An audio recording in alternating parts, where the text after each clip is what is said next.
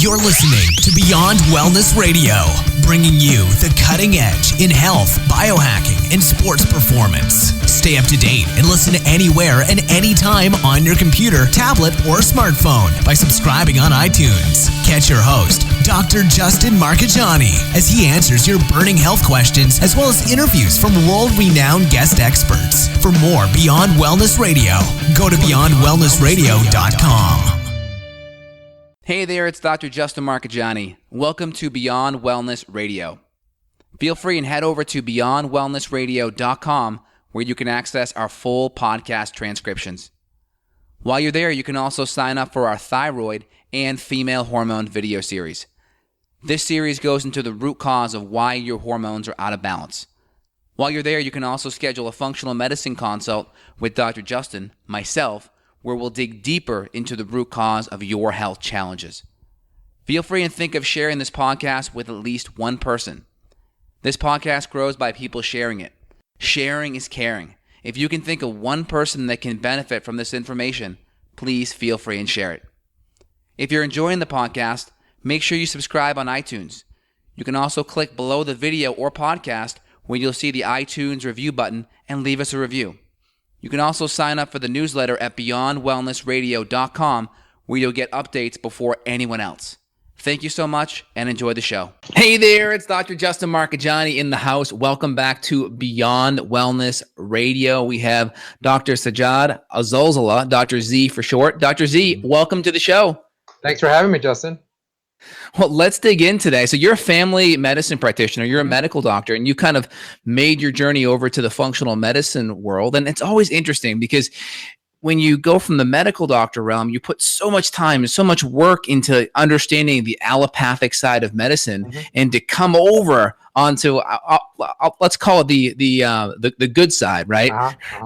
Walk me through that journey. How did that happen? Did you get disenchanted with conventional medicine? What happened in your life to then cause you to come over onto the light, so to speak? Sure. Actually, for me, it happened early on, right in medical school. So I actually started out my career after high school as a computer science major. At first, I didn't want anything to do with medicine, but I changed my mind. A few years into my studies of computer science, actually I gravitated more towards customer service, helping people rather than technology. So I decided I'm wasting my time with computers, and I decided I wanted to be a doctor instead. So I kind of switched gears and applied for medical school, and was fortunate enough to get in. I almost dropped out after the first year of medical school. Studying was a lot harder than I thought it'd be. I didn't have the skills that I thought I needed to make it through, and I almost dropped out actually. But what saved me was actually in my introduction into integrative medicine or holistic medicine. At the time, it wasn't. Functional medicine was still one of those terms that wasn't quite used yet. But I think at the time, integrative medicine was the term that was mostly used. The reason I almost dropped out of medical school is because there was a big disconnect about what we were learning from the biochemical, pathophysiological perspective and what we were learning from the therapeutics perspective. It seems like our classes completely ignored everything you could do from a diet, nutritional, lifestyle perspective to help a patient, and focus specifically on drugs and surgery, and that was pretty much it. Totally. And again, I kind of little tongue in cheek, put a little jab at the allopathic medicine community, but allopathic medicine is phenomenal at acute traumatic care where the underlying cause isn't an issue, right? You got in a car accident, the underlying cause is already isolated. It was the car accident or the trip and fall, right?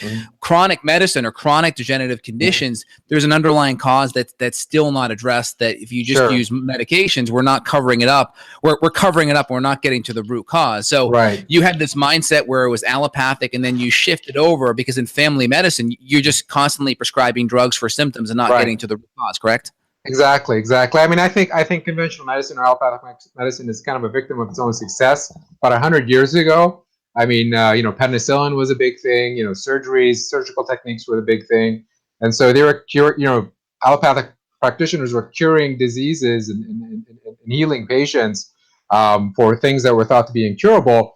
But in our day and age, where most people are not dying of infections, where people are not dying of slivers in their feet and things like that, they're trying to take the success from 100 years ago and trying to put it into our modern maladies, and it just fails terribly because it completely ignores so many things of our biochemical and physiology. Yeah, we've come a long way because water is cleaner, right? We have good water purification process. Maybe we still leave some fluoride and chlorine in there, but that's another podcast. We have, we have food storage systems like refrigerators so we can keep the food fresher and such. Obviously, we do have the pesticide component. We do have indoor plumbing. These kind of things have decreased a lot of the infections, but then now we have all these chronic degenerative things that are occurring like heart disease and cancer at much higher rates. Was there a personal kind of impact? Did you have a health challenge that kind of pulled you over from conventional medicine into functional medicine? Not until later. I mean, I was a big fan of integrated medicine right from the start that I heard about it. But later on, so I've always had a challenge with my weight. I was a big kid back when there weren't really very many big kids. Right. And so learning about integrated medicine, functional medicine allowed me to kind of help me control that. I mean, I still struggle with it. If anybody's struggled with their weight, they kind of know what they're talking, what I'm talking about. I learned to clean up my diet. I learned that the food pyramid was completely bogus, and that I went gluten free back in 2011. And even though I'm not as strict as I want to be, but I still think it's a big component of where I'm at today in terms of my health. And it shows just the power of just simple things like that. That just mainstream medicine just completely ignores, or they actually try to convince you otherwise. Like there was a story on how people who go gluten free are at high risk of having arsenic poisoning. Well, you got to kind of read between the lines and say, well, it's not because you're gluten free; it's because you're eating too much rice. Exactly, you're eating too much rice. And yet the headlines say gluten free diets are linked to arsenic toxicity. And so there's still been this big war being waged between the natural health community and the conventional allopathic community. 100%. And that's the problem. A lot of conventional medicine, there's a lot of confounding variables that aren't really laid out there. That's great that you were able to break that down. And I'm just curious too, because I find with a lot of medical doctors, there's a sense of arrogance that you know what? I'm in medical school. I'm a medical doctor. The medical school is only going to teach me what is important. And if I didn't learn it in medical school, it must not be important. How are you able to turn that part of your brain off and realize you weren't getting the whole story and this wasn't it? Well, like I said, for me, because I was fortunate enough to learn about integrated medicine early on, actually learning about the functional integrated medicine, listening to Dr. Jeff Bland, listening to his clinical updates, attending some of the IFM and the integrated medicine conferences actually helped me learn the allopathic part a lot more effectively, because I opened my eyes a lot more. So when I learned the allopathic stuff, I'm always in the back of my mind, I was like, well, this is not how I would actually treat a patient. If I had a hypertensive patient, I would not actually start them on antihypertensives. I'd fix their lifestyle first. But right. But I know the mechanism of action for these medications, and I know that the test is asking for this therapy. So I always had it kind of. I had to almost have like a split personality in some ways, where I needed to know what I needed to think like the allopathic people wanted me to think like, the allopathic educators wanted me to think like. But I also had this thing where I knew there was a different way to do it. So it was never a sense of betrayal. The only real sense of betrayal was the fact that they really didn't teach any of these other therapies in medical school. And every time I'd ask my professor about it, like we'd learn about a pathway or something like that, I'm like, well, couldn't you change that pathway using, for example, turmeric to reduce inflammation rather than some drug or something like that, or something like that? And then the professor would kind of stare at me. He's like, well, yeah, maybe you could, but we don't have any large randomized controlled trials to prove that. So we just kind of move along and just learn what we want to learn. It's like, of course you're not, because you can't patent some herb, that the Mother Nature created. And if any drug company spent $1 billion getting it through phase 3 clinical trials, they wouldn't have unlimited rights to it, so they would never recoup their money. So of course that's never going to happen, right? So, well, I mean, functional medicine is gaining steam in terms of mainstream. I mean, you have the Cleveland Clinic. They have like a functional medicine department. You have other major universities and hospital systems kind of coming on board. I don't know if these programs will ever be as effective as we need them to be, because a lot of times they're kind of padded with fluff, for lack of a better term. Oh yeah, totally. Like for example, I mean, not to knock on any hospital systems, but you know, a lot of times it's, oh, come check out our holistic medicine department, and basically it's just some yoga classes. Not to That's knock it. on yoga, yeah, not to knock on yoga. I mean, yoga is a great therapy, but to think that you know, by sprinkling a little yoga in a hospital that you call it now a holistic hospital, you know, I think that's just whitewashing the whole thing. Oh, I totally agree. And I've gone on record a few times. I don't think you're going to see, and I could be all wrong. I don't think you're going to see the functional medicine at Cleveland Clinic really, truly be what it needs to be. I think it'll be watered down to some degree. And the reason why I say it is because you're going to have tens of millions of dollars invested into a cancer wing at Cleveland Clinic. You're going to have tens of millions of dollars invested into a heart disease wing. If you bring functional medicine treatment and care into that hospital, and that sucks profit and revenue out of those other wings. I mean, there's CEOs that just look at the, you know, the bottom dollar, and they're going to be like, hey, you know, this one thing is doing okay, but it's stealing a whole bunch of revenue from what keeps the clinic afloat. And there's a lot of money in cancer and heart disease and chronic disease like diabetes. And don't get me wrong, there's not going to be the ROI on supplementation and lifestyle counseling because these aren't patentable things. That's the problem. Yeah, exactly. Absolutely. And unfortunately, I think until the healthcare bubble bursts and people realize that, you know, that it was insane to pay for, you know, $50,000 a year for a therapy that just covers up the symptoms. Until that happens, I think we're kind of stuck with it unless patients take control of their own health and try to kind of seek out their own therapy. Oh, totally. Like, I mean, for instance, my wife and I had a child the end of last summer, and he's doing phenomenal. But like a lot of children, as you know, as a family practitioner, is he had a slight like heart murmur, which a lot of times in a child and an infant can be totally normal. So we were just like, all right, well, let's just get it evaluated.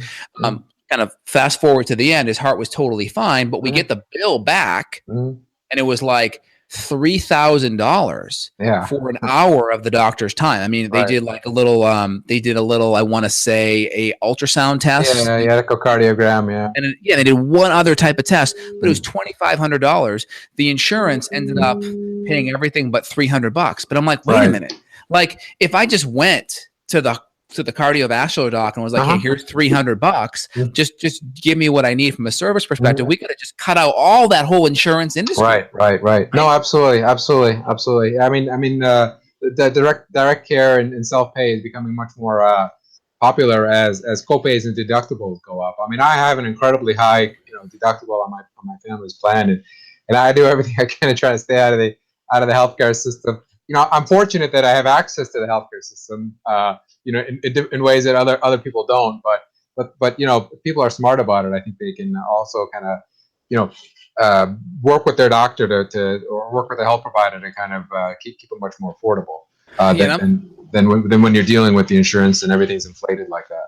100%. And that's the issue, is that I'm paying a whole bunch of money for like a high deductible insurance where in the end, I could have just paid that person cash. Now, I think having an insurance is great for high deductible stuff.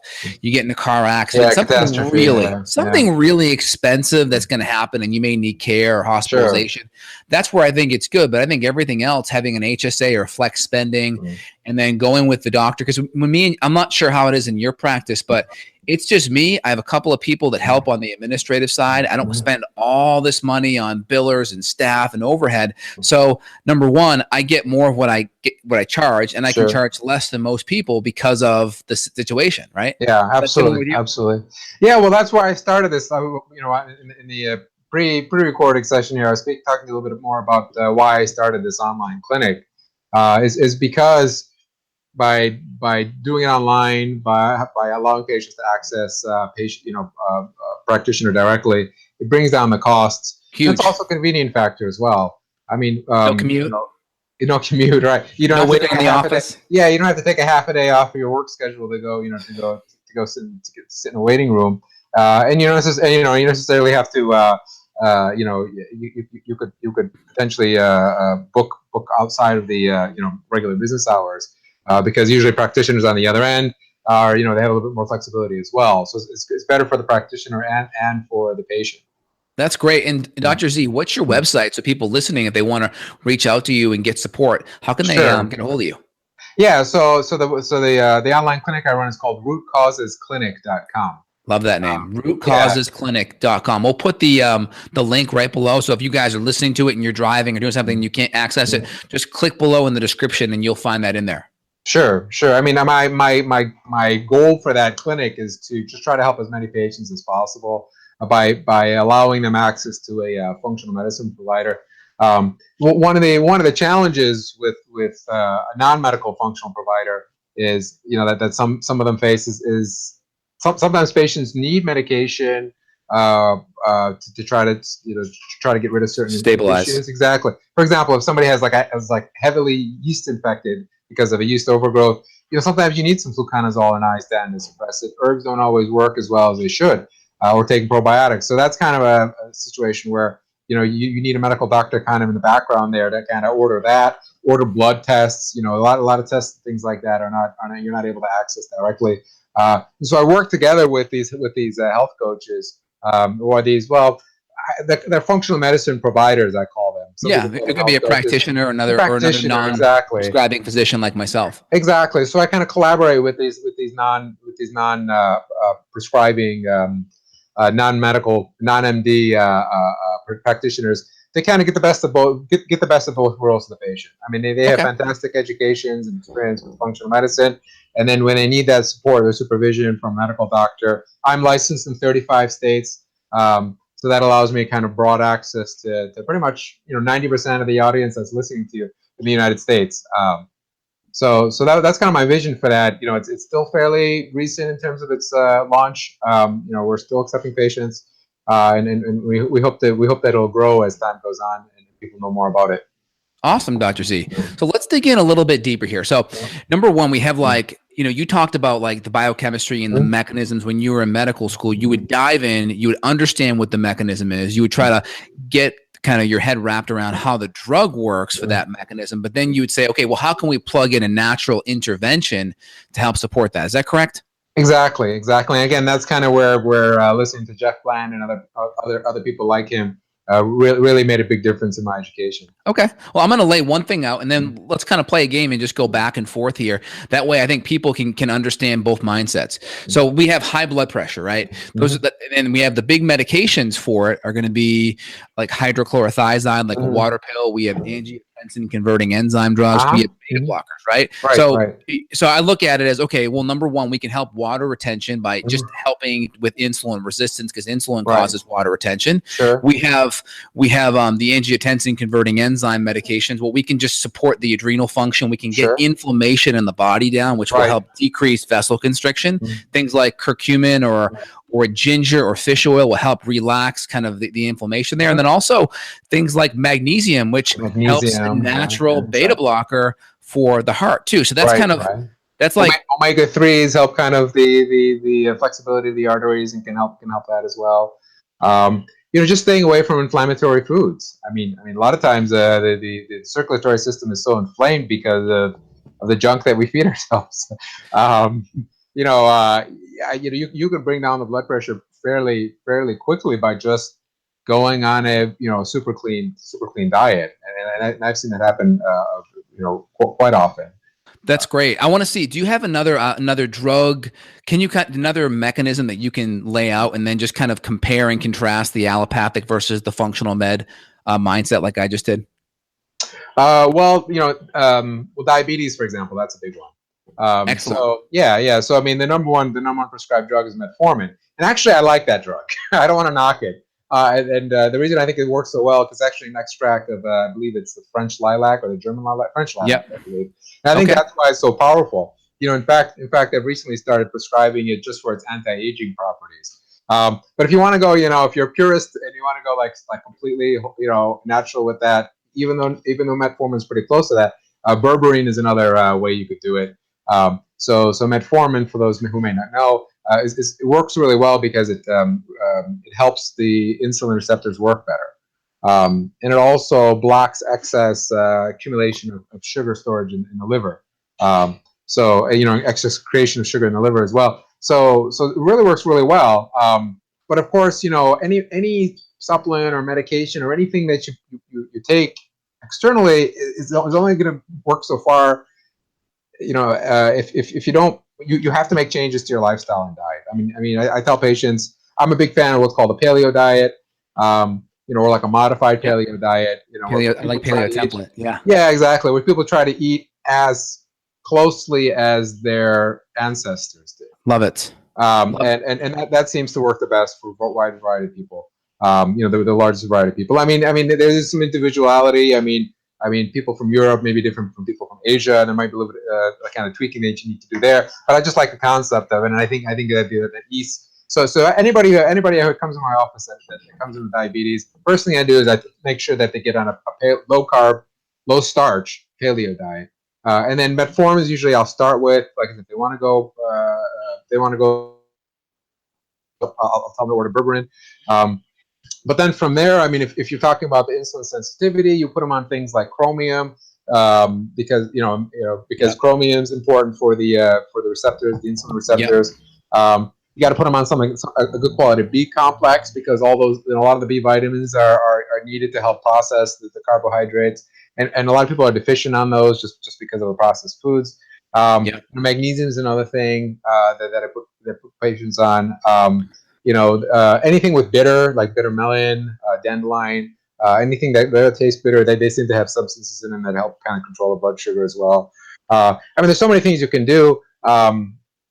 One medication that I do not use for diabetics is glyburide, or the sulfonylurea medications. Yeah. I stay far away from those as possible. And why is that? The reason is because, in fact, I find it actually helps accelerate diabetes, because it kind of forces the pancreas to release more insulin. Stimulates more insulin. Exactly. And the last thing you want as a type 2 diabetic is more insulin, because it burns the pancreas out faster, and it's kind of a faster path down that cliff to needing insulin injections.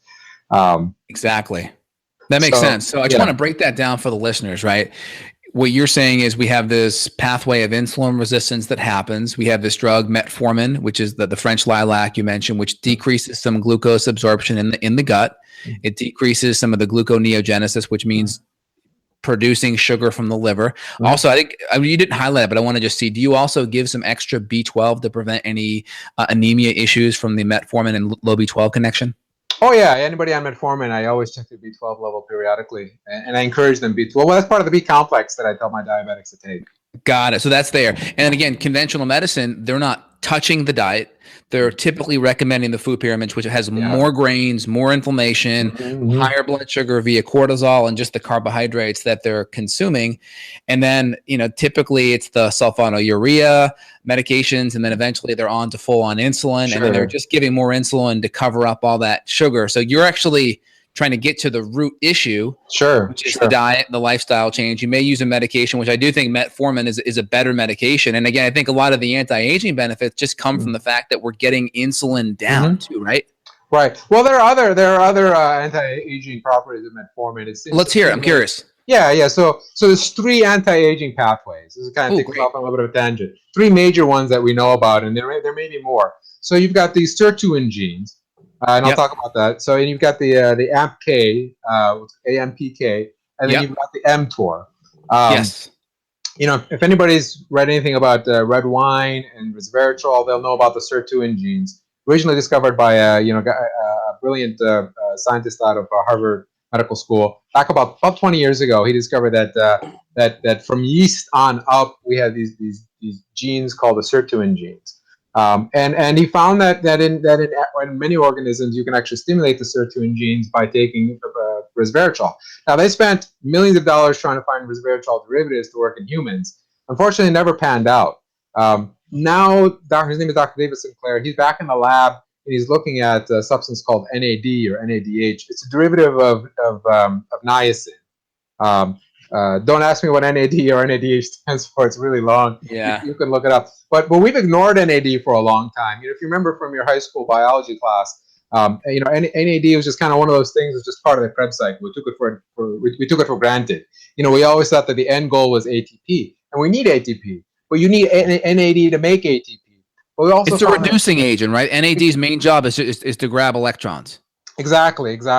And you need a certain number. I can't remember off the top of my head how many, but you need a certain number of NAD to make a certain number of ATP. But as you get older, the number of NAD available to us is less and less. In fact, studies show that by the time you're 50, you're down to about half as much NAD production as a young healthy adult is, and that's the problem why the resveratrol in humans doesn't seem to work, is because of that lack of NAD. Once you get the NAD levels up, then everything works better.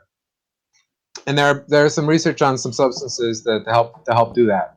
So let's break that down. So what pathway was that again that you just mentioned that the resveratrol was with? The sirtuins. The humans have seven sirtuins. Yeah. Sirtuins. Is that similar to the nerve pathways? Nerve. I know resveratrol does a lot with the nerve pathways. Resveratrol, green tea, those kind of things. I believe they are related. I believe they are related. It must be. I have to go back to my biochemistry books to see how they're related. So the first one's the SIRT path. Go ahead. Yes. So the SIRT path. So sirtuin path, but you need enough NAD in order to actually for those sirtuin pathways to be activated. And there's a lot of research going on in substances to help boost NAD level. The one that's available right now as a supplement form is called nicotinamide riboside, or NR. It's kind of costly, but it's well worth it. I find if you use it in combination with other mitochondrial support supplements, it actually works a lot better than by itself. And then additional B vitamins would also help with the NAD as well? Yeah, because you got to remember that Krebs cycle. Yeah. There's B vitamins involved in all that. Exactly, all in that. Well, NAD is derived from, is made from niacin, which is a B vitamin. Yes. So without enough NAD, the sirtuin genes don't work. So you need both, like resveratrol to help stimulate the sirtuins, but you need NAD boosters to help boost it and kind of work. It's like the fuel for the sirtuin proteins. The other two pathways, the mTOR and the AMPK, those can be stimulated by things like intermittent fasting. Well, fasting. mTOR, right? Yeah, exactly. But also coffee too, right? Can't coffee help with the mTOR? There's a lot of things that we're learning about that can help boost mTOR. I don't know as much about the studies for coffee, but I wouldn't be surprised. I mean, coffee's got a lot of things in it, polyphenols and things like that. But like I said, you can stimulate those pathways by intermittent fasting. Metformin also stimulates those pathways as well. Now, is it primarily doing it through the insulin sensitivity? Is that how it's doing it, or is there another pathway? No, I think there's something else to it. Something else to it. I don't know exactly how it's stimulating it, but when they do gene arrays and things like that, the protein analysis, it seems to be stimulating those two pathways for the positive. And that's why there seems to be more and more traction in getting metformin in people who are not even diabetic, pre-diabetics, or even people who just who just have a little extra trouble losing weight. It seems to be very effective. And when you add it to a paleo type diet, it just kind of adds that one more layer of benefit to it. So I commonly prescribe intermittent fasting for my patients. And basically what that is you stop eating at like 6 o'clock at night, and then you kind of skip breakfast. I know that's kind of blasphemy for a lot of nutritionists out there, but you skip breakfast and then you don't eat until as long as you can go. So usually it's about 10 o'clock, noon. So that gives you a good 12, 16 hours where you're kind of fasting for that period, and you're letting your digestive tract rest, and you're turning on these housekeeping genes. Yeah, and there's a 16/8 where you're having that 16-hour fast and an 8-hour eat window, or an 18/6. And if anyone has adrenal issues or blood sugar issues, one thing you could even just think about doing is even a 12/12. Yeah, where you may stop eating at 7 p.m. and then, or let's say 8 p.m., but then you're up at 7:30 the next day and you don't have breakfast till 8 a.m. Sure. That can give you a 12-hour window too. Right. If you're in between. The longer you can go without food, the more likely you are to turn on these housekeeping genes. Like I said, the mTOR, the AMPK, some of the other genes as well. And there's also a way to do it what's called calorie restriction. But the people who are brave enough to do the true calorie restriction are I've heard that they're miserable because they just don't have enough vitality to. They don't have enough calories in their diet to sustain vitality. They may end up living a little bit longer than the rest of us, but I think there are so many other ways to kind of accomplish that same goal without that hit to your vitality.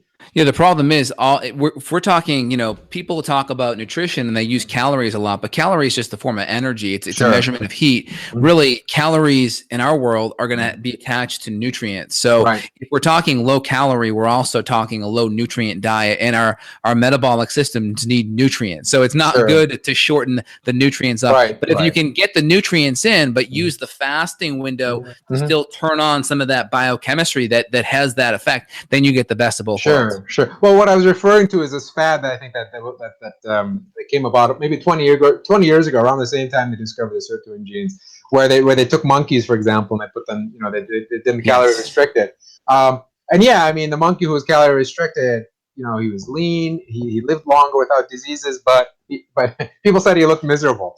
I think they start losing fertility and things like that just because your body just the body just can't function on such a reduced calorie. And by reduced, I mean, take your basal calorie requirements. So for me, it'd be at somewhere around 2,000, 2,200 calories, and cut that by 30% and sustain that. That's really hard to do.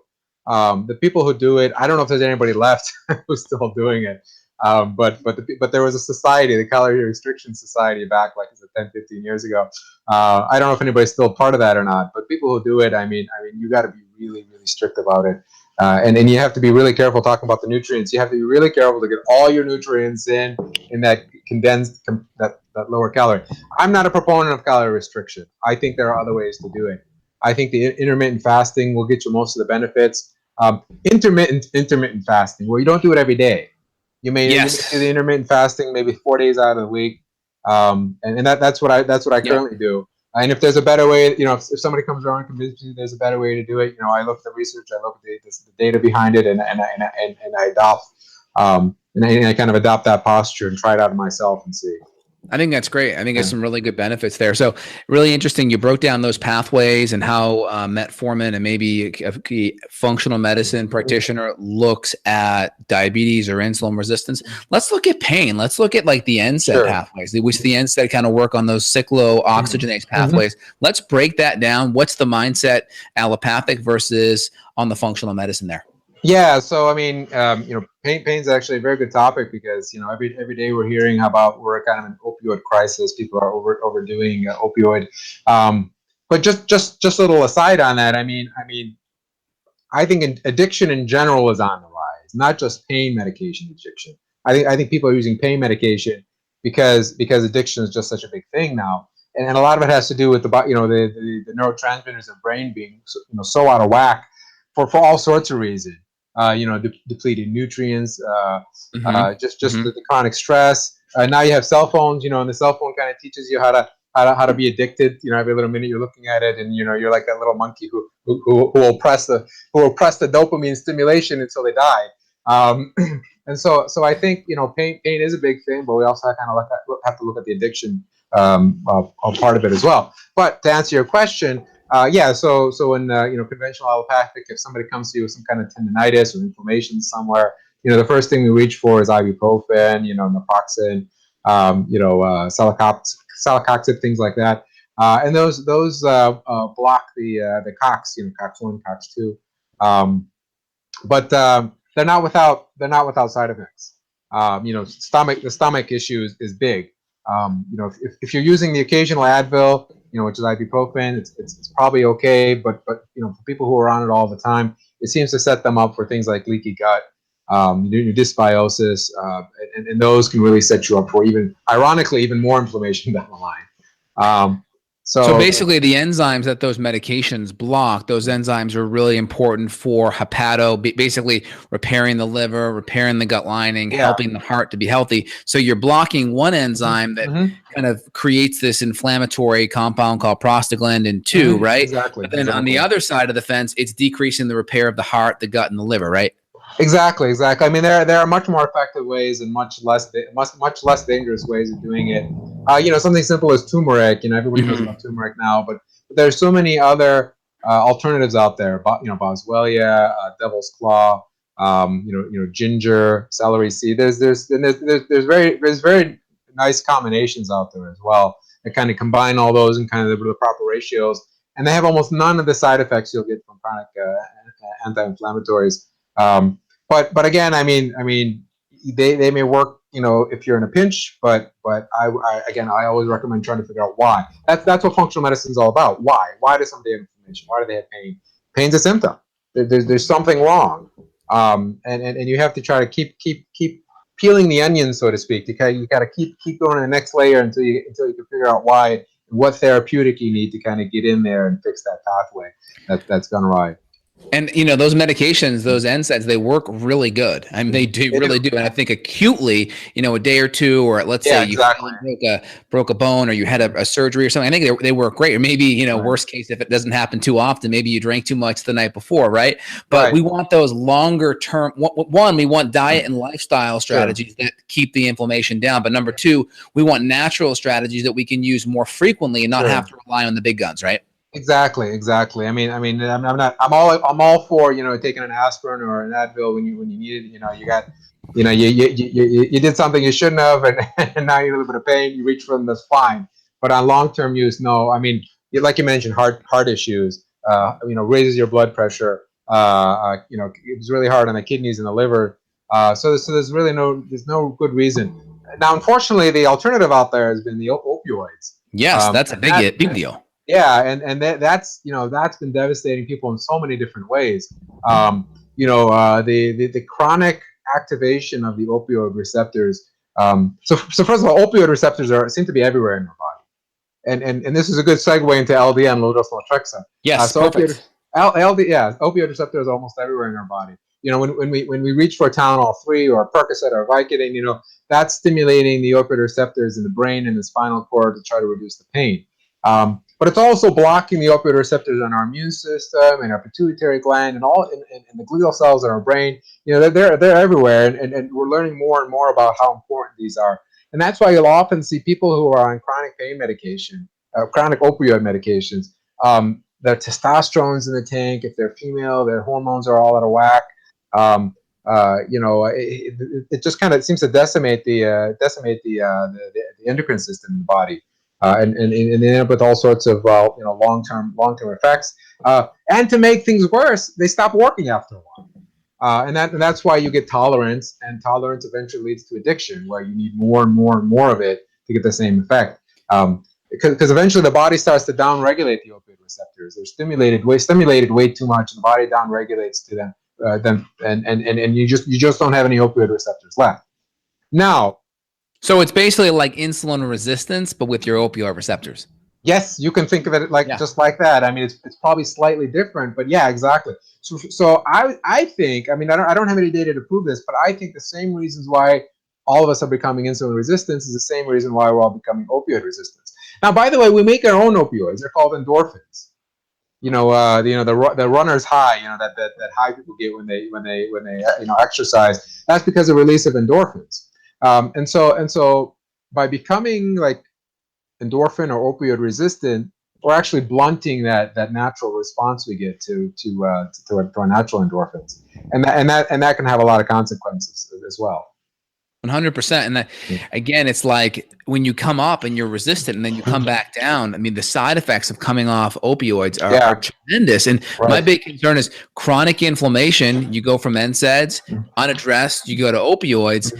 And the problem is, the more stressed you are and the more inflamed you are. I've never found a chronically stressed or inflamed person that didn't have a bad diet, and they didn't have also a bad gut. And the problem is, you mentioned it earlier, beta endorphins are a natural pain relieving compound, but beta endorphins ate 19 amino acids to make beta endorphins. So if we have bad digestion, we're not going to be able to break down those proteins and make our natural beta endorphin as well. Right. So we have a production issue, but also a receptor issue. Yes. Now, one way.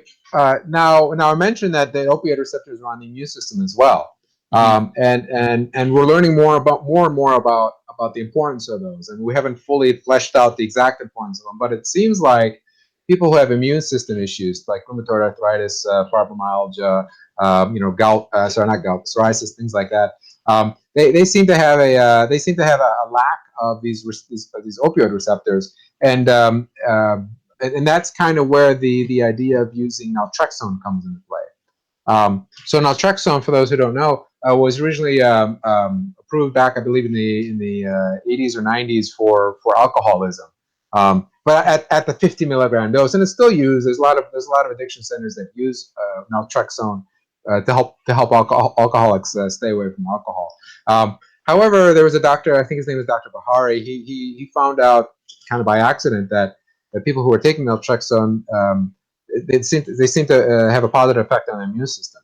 And so, they played around with the dose to try to figure out what the optimal dose was, and it turned out the lower the dose, the better, up to a point, obviously. So we're talking like 2 to 4 milligram ish. Yeah. So 2 to 4.5. 4.5 is usually the highest that I go. So the reason it's called low-dose naltrexone because we're not using it at the pharmacological 50 milligrams. We're using it more of the physiological, maybe homeopathic, 2 milligram to 4.5 milligram. In fact, I think it's such a powerful therapy. Obviously it doesn't work by itself. I mean, you need to kind of address the other issues. But sometimes, it by itself, I've seen it work wonders by itself. I have this web service that I run. It's called ldndirect.com, where a lot of people have been doing a lot of reading on LDN. It's gotten a lot of coverage on Facebook pages and other news groups and things like that.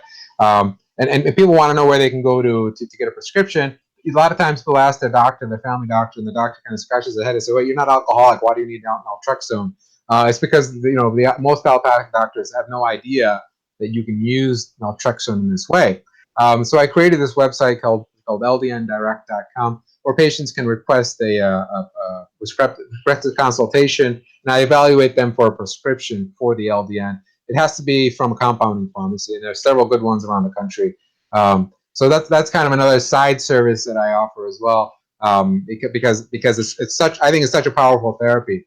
The number one reason that I prescribe it is for fibromyalgia.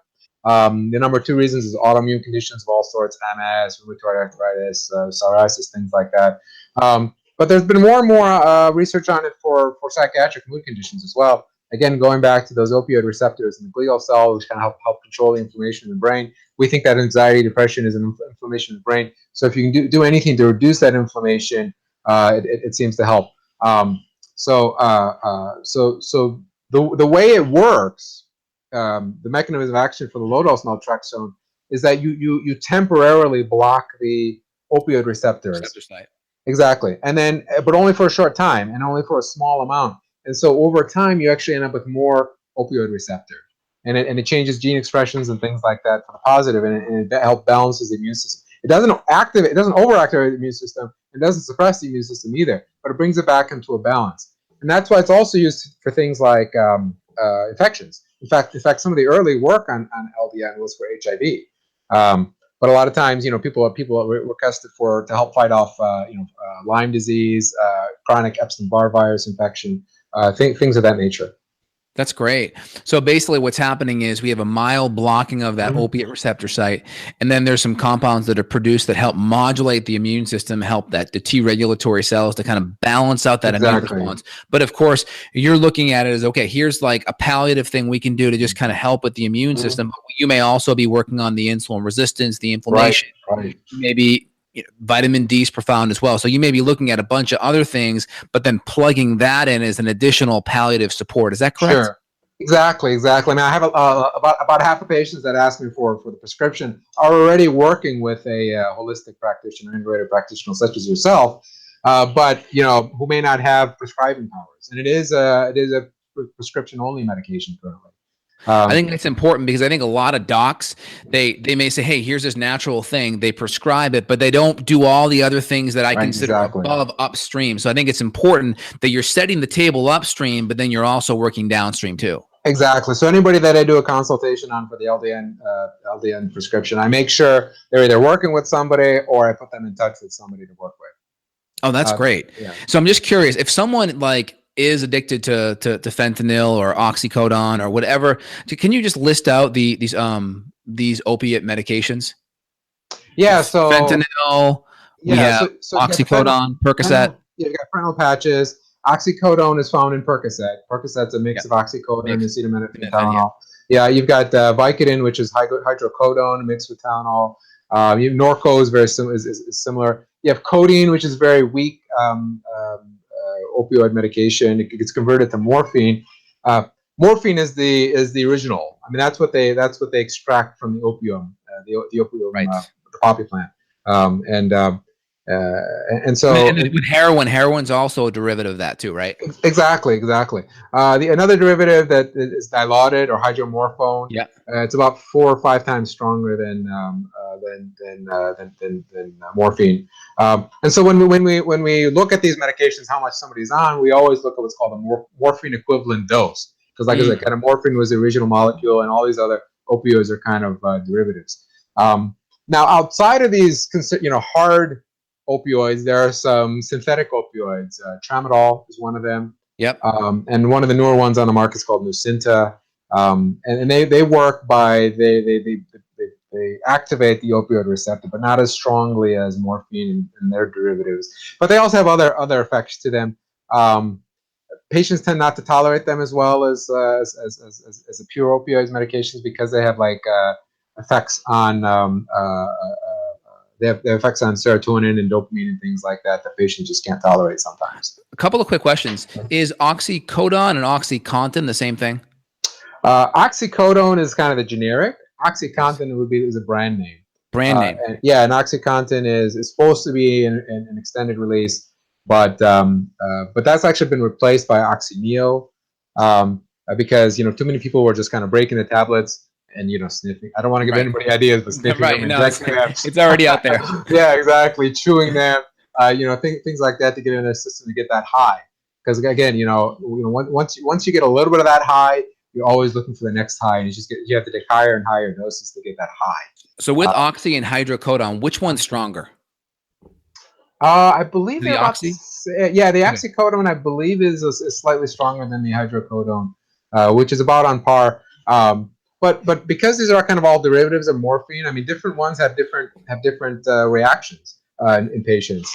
Like for example, some people say that oxycodone doesn't cause constipation as much as morphine does. I prescribe them in my clinic, but I try as much as possible to get patients off of them as much as possible. Actually, I don't prescribe them myself. I have a lot of patients who come to me in my practice in Ontario who are on them, and it's a lot of work to get patients off of these opioids. And do you have a taper? Like, do you have a protocol in which you're tapering off a certain percent over a certain time, or is it just totally customized? It's kind of customized depending on how long the patient's been on it. I mean, the guidelines say, I think no more than 10 to 20% per month. I find that actually quite aggressive. Sometimes you have to bring it down just a smidge each. So maybe 5% a month is reasonable. Yeah. And the challenge with that is that the dosing seems to be is not like for example, oxycodone comes in 5s and 10s. So you have to get kind of creative, and kind of find an in between. There's also there's also the agonist antagonists like methadone and Suboxone. Those have become a lot more popular. But they have some of the same properties as the opioid medications. But if you take too much, it kind of blunts the high. Do you have any experience with the herb kratom to help people get off the oxys? I've heard a lot about that, but I have not. I don't have any personal. I've had several patients ask me about it, but I don't know of any reliable sources or safe sources, so I don't recommend it. I'd have to do more reading, research, and actually get more feedback from patients before I can make any recommendation. Yeah. However, to kind of segue into another topic we were talking about on the pre-recording. How much time do we have, by the way? We have about 5 or 10 minutes left. Oh, okay. All right. Much you need. Yeah. So just real quick. So I was completely against cannabis.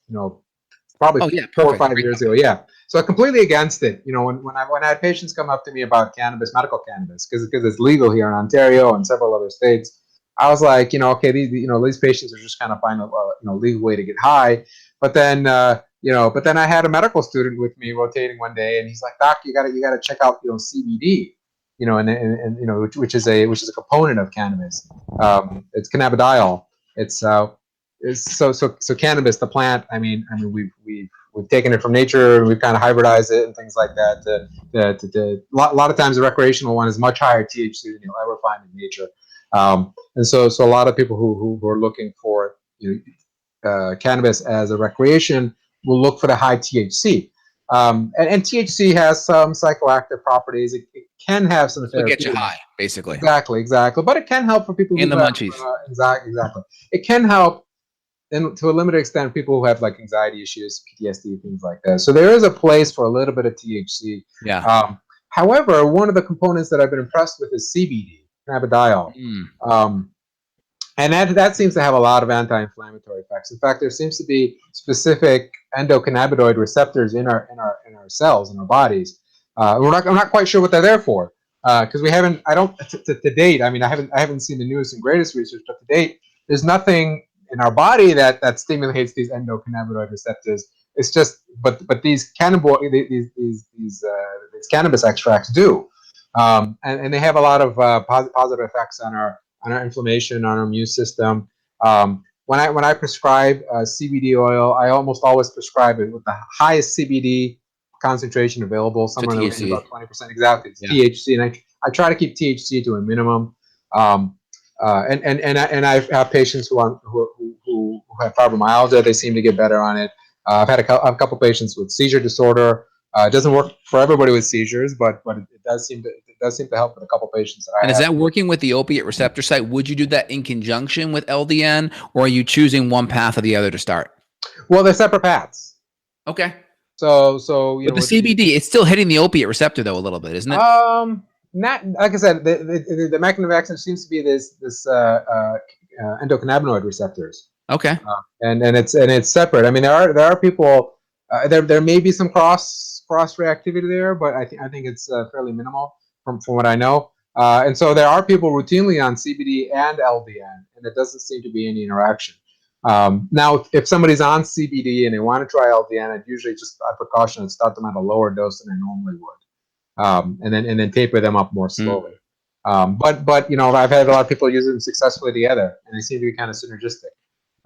So I've come around in the last couple of years on cannabis. I mean, I still think it shouldn't be used recreationally.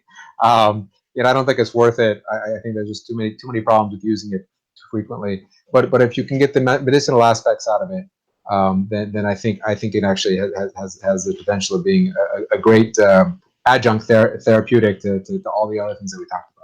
So with the CBD, you're not getting maybe the slower reaction time or the munchies or maybe any of maybe the lower motivation or memory issues. It's more just helping modulate, has some anti-anxiety stuff to it. It has some of the endocannabinoid receptor activation, which helps with the immune system. THC, though, I do hear it does have some really good pain benefits and some anti-nausea stuff if there's maybe some chronic pain or some cancer stuff happening. Is that true too? It does, absolutely. I mean, because I'm not a pain doctor, when somebody requests medical cannabis for pain, there is a cannabis pain clinic here in town that I refer them to. But I'm much more comfortable prescribing the low THC because you get into a lot less legal trouble that way. When you start dealing with THC products, then there's special courses that doctors are expected to go through, and I just haven't had the time to do those yet. So I don't feel comfortable playing around with THC so much. But CBD, I haven't seen any problems with it so far. It certainly doesn't seem to affect the cognition in any way. And if someone does CBD, if someone does use CBD, can they work while they do it? Can they drive while they do it? Yeah, as far as I know, I haven't seen anybody have any kind of impairment with it. In fact, a lot of the products in the States now, they kind of get around the whole legality issue by using hemp derived CBD. And there are farmers that grow specifically bred hemp products that have almost no THC and high CBD. Technically, hemp is still legal in the U.S. It's not grown in the U.S. It's grown in Canada. But hemp products. I mean, you can buy hemp seeds. You can buy cereal with hemp in it if you like. You can buy hemp oil. But like I kind of get around the legality of using cannabis, marijuana. A lot of the CBD products that are over the counter on the market are derived from hemp, and I don't think that's any problem.